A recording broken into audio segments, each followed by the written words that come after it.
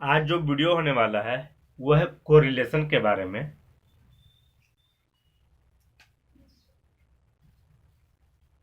The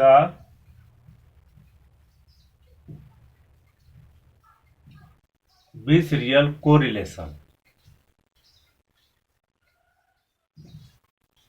coefficient.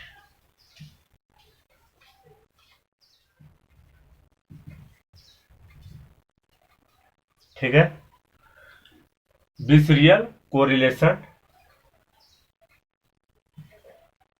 Coefficient. इसका मतलब द्विपंक्ति सहसंबंध गुणांक। ठीक है, the biserial correlation coefficient that means द्विपंक्ति सहसंबंध गुणांक। आज हम लोग इसका चर्चा करेंगे कि आखिर ये होता क्या है, इसका इस्तेमाल हम लोग कब करते हैं, इसमें किस किस चीजों की आवश्यकता पड़ती है। द्विपंक्ति सहसंबंध गुणांक क्या होता है, पहले आप लोग थोड़ा चर को समझ लीजिए। अगर चर को गणित या दैट मीन्स मैथ के माध्यम से देखा जाए तो क्या होता है, जैसे 4x माइनस 3, ठीक है, इक्वल टू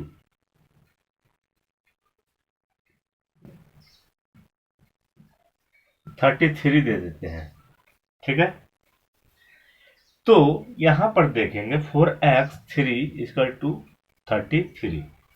तो हम लोग को x का अगर वैल्यू निकालना है, किसका वैल्यू, x का वैल्यू निकालना है, तो हम लोग क्या करेंगे।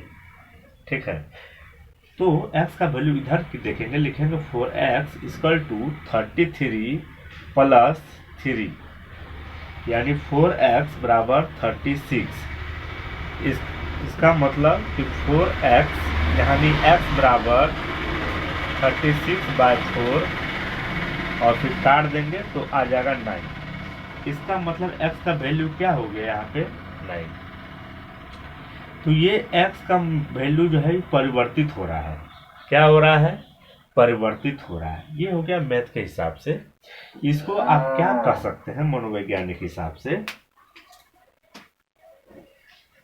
आप समझ रहे हैं कि x का वैल्यू क्या निकल गया 9। यानी यहाँ पे क्या हो गया, जो परिवर्तन होता है उसी को कहते हैं चर। जो परिवर्तन होता है वैसी संख्या जिसमें परिवर्तन होता है उसको क्या कहते हैं चर, मैथ के हिसाब से। पर मनोवैज्ञानिक हिसाब से अगर आप लोग देखेंगे तो इसमें क्या होता है, जो चर होते हैं वे चर क्या होते हैं, जो घटना होती है। यानी कोई वस्तु अगर होता है, यानी कोई सामान यानी कोई चीज होती है, उसके जो गुण होते हैं, गुण यानी मेरिट्स। ठीक है, तो यानी कोई घटना है, कोई वस्तु है, कोई सामान ले लिया हम, कोई सामान है दैट मीन्स थिंग्स। ठीक है, कोई सामान है तो उसके जो गुण होते हैं, क्या होते हैं, गुण। उस गुण का जो माप होता है, मेजरमेंट होता है, अगर उसको मापा जा सकता है यानी मेजर किया जा सकता है। क्या किया जा सकता है, अगर उसे मेजर अगर हम कर सकते हैं, किसी घटना, किसी वस्तु, किसी सामान यानी थिंग की चीजों को, यानी जो चीज होता है उसके गुणों को अगर हम माप सकते हैं तो उसको हम लोग चर कहा जा सकता है। क्या कहते हैं उसको, चर। ये चर आपको इसलिए समझना आवश्यक है कि जब अभी हम इसको चर्चा करेंगे, इसके बारे में, कोरिलेशन के बारे में, तो किसका कुछ संबंध चर्चा करेंगे, हम किसके संबंधों का चर्चा करेंगे, तो चर का। किसका चर्चा करेंगे, चर का। यानी मनोवैज्ञानिक दृष्टि से अगर देखा जाए तो कोई घटना, कोई वस्तु या कोई सामान, ठीक है, के गुणों का, इन सभी के गुणों का क्या हो जाता है, माप हो जाता है, यानी मापन हो जाता है, यानी मेजर कर सकते हैं हम लोग। ठीक है ना, तो वो क्या कहलाता है, चर कहलाता है। यहाँ तक तो समझ में आ गया होगा आप लोग को। ठीक है, अब जब चर समझ में आ गया आप लोग को तो अब समझिएगा थोड़ा सा।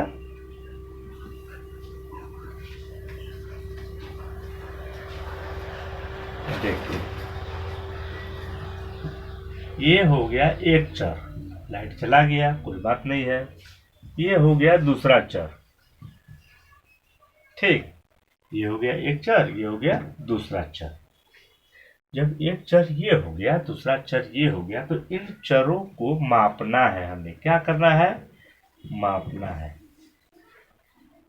परंतु इसमें क्या है लॉजिक, लॉजिक ये है कि इसको भैया बंटवारा कर दो, यानी इसको बांट दो, और इसको बांट के, मतलब दो चर है, दो चर में से एक चरों को क्या किया जाएगा, बांटा जाएगा।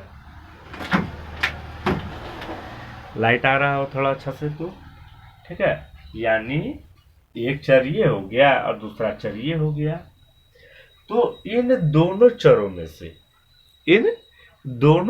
में से कोई भी एक चर को आपको बांट देना है। क्या कर देना है, बांट देना है।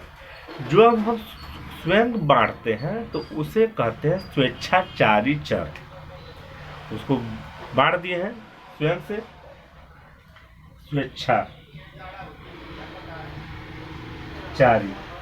इसको क्या कहते हैं, स्वेच्छाचारी चर। स्वेच्छाचारी चर दैट मीन्स क्या हो गया, आर्बिटरी, आर्बिटरी वेरिएबल्स,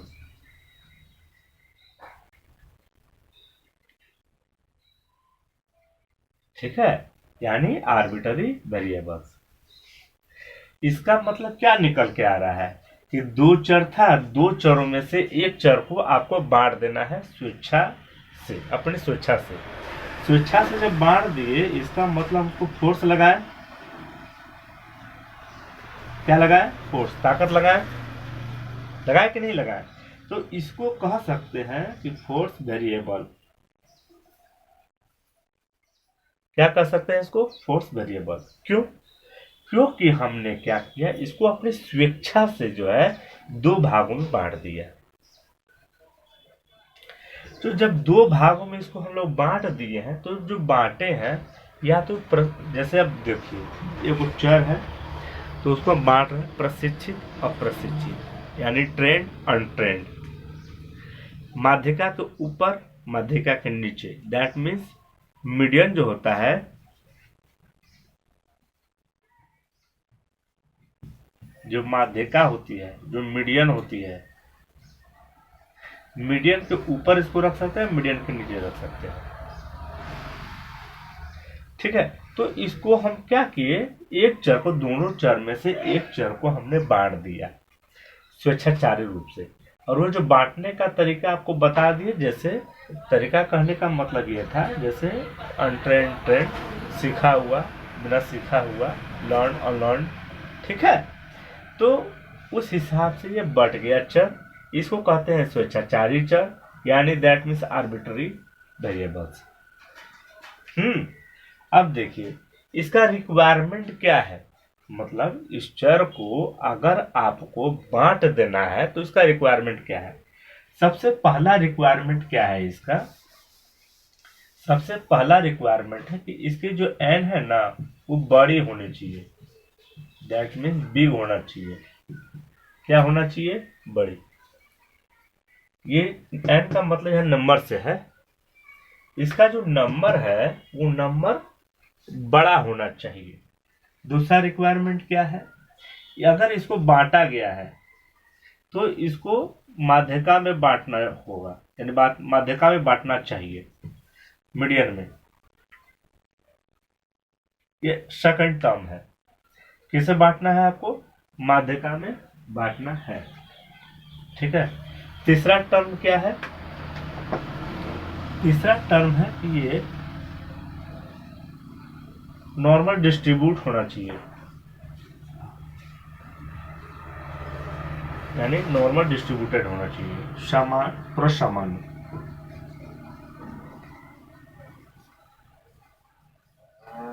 प्रसामान्य वितरित होना चाहिए, नॉर्मल डिस्ट्रीब्यूट होना चाहिए।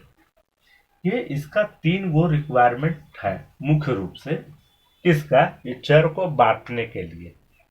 आप क्या पढ़ रहे हैं, biserial correlation coefficient, that means व्यक्तिक सहसंबंध गुणांक। इस विधि का उपयोग करने के लिए आपको दो चरों में से एक चर को बांटना होगा, और जब एक चर बांट देंगे तो उस बांटने का रिक्वायरमेंट ये होना चाहिए।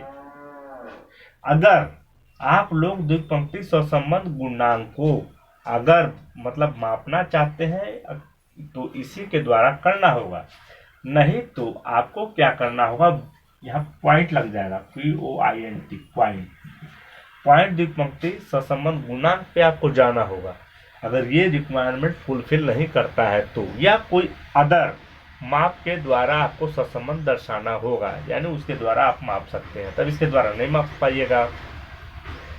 ठीक है, ये जो द्विपंक्ति सहसंबंध गुणांक होता है, ये जो द्विपंक्ति सहसंबंध गुणांक होता है, इसका फॉर्मूला क्या है? देखिए, ये हम नहीं कहते हैं कि फॉर्मूला एग्जाम में आएगा, इस एक्सेप्ट नहीं कर रहे हैं, परंतु हो सकता है वहां दे दे। तो इसका जो फॉर्मूला होता है स्टैंडर्ड डेविएशन, अच्छा ये जो द्विपंक्ति है ना, इसका क्या होता है, मतलब बी सीरियल जो होता है, बी सीरियल को कैसे लिखा जाता है? तो यहाँ रहेगा आर और नीचे में रहेगा आर और नीचे में रहेगा बेस में यानी BIS, बी सीरियल यानी द्विपंक्ति सहसंबंध का फॉर्मूला, यानी द्विपंक्ति यानी बी सीरियल को ऐसे लिखा जाता है शॉर्ट फॉर्म में, यानी आर बेस, बेस का मतलब नीचे, और BIS, बेस का मतलब आधार होता है, तो नीचे में लिखना है BIS। तो ये फॉर्मूला मतलब शॉर्ट फॉर्म हो गया बी सीरियल का, और इसका फॉर्मूला होता है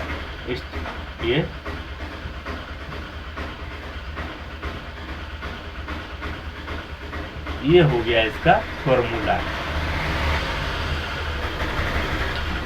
P है, ये Q है, ये क्या हो गया इसका फॉर्मूला हो गया। तो अगर कोई लड़का अगर मतलब ज़्यादा अगर मेहनत किया होगा तो वो बोलेगा सर हम तो इससे अलग देखे, हाँ आप देखे होंगे इससे अलग, वो भी मैं बताऊंगा। तब सेकेंड वाला जो मतलब एक और जो फॉर्मूला है वो इसको लागू करता है, बता देते हैं, यानी यहाँ पे होगा BIS यानी द्विपंक्ति सहसंबंध, और यहाँ हो जाएगा P/U। तो यहाँ पे क्या हो जाएगा, यहाँ पे हो जाएगा P और यहाँ पे हो जाएगा T, बस। यानी ये फॉर्मूला लागू होगा, यानी इसमें और इसमें क्या डिफरेंस है, तो यहाँ पे T अगर लिख देंगे तो ये हट जाता है और कोई डिफरेंस नहीं है, यानी ये दो तरीकों से इसको मापा जाता है। ये हो गया सबसे बड़ी संख्या, ये हो गया सबसे छोटी संख्या, लेकिन ये है माध्यिका में स्टैंडर्ड डिवीजन ये हो गया, ठीक है। और इसको हम ऐसे बना सकते हैं, मतलब ये फॉर्मूला लगा के, लेकिन फॉर्मूला देगा नहीं, लेकिन एक बार शायद दे दिया था फॉर्मूला और बोला था कि इसका कौन सा फॉर्मूला है इनमें से। तो जब भी आपको बोलेगा द्विपंक्ति सहसंबंध, दैट मीन्स डिसीजन कोरिलेशन के बारे में बोलेगा। और अच्छा, हमें वहां पे एग्जाम में क्वेश्चन अगर दे दे कि द्विपंक्ति सहसंबंध में छात्रों को इनमें से किन चीजों मतलब क्या करने में सबसे अधिक मेहनत लगता है, तो चर का विभाजन आप लोग याद रखिएगा। यानी छात्रों को जो है जो चर का जो विभाजन होता है ना, उसको करने में अत्यधिक मेहनत लगता है। या तो वे रियल हो सकता है या तो आर्बिट्ररी हो सकता है। आर्बिट्ररी समझ रहे हैं आप लोग, ठीक है। और या तो वो शून्य हो सकता है या कुछ भी नहीं, दोनों का।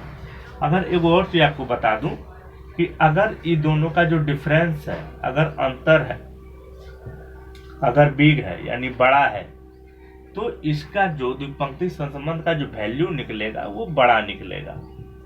याद रखिएगा आप लोग, क्या निकलेगा, बड़ा।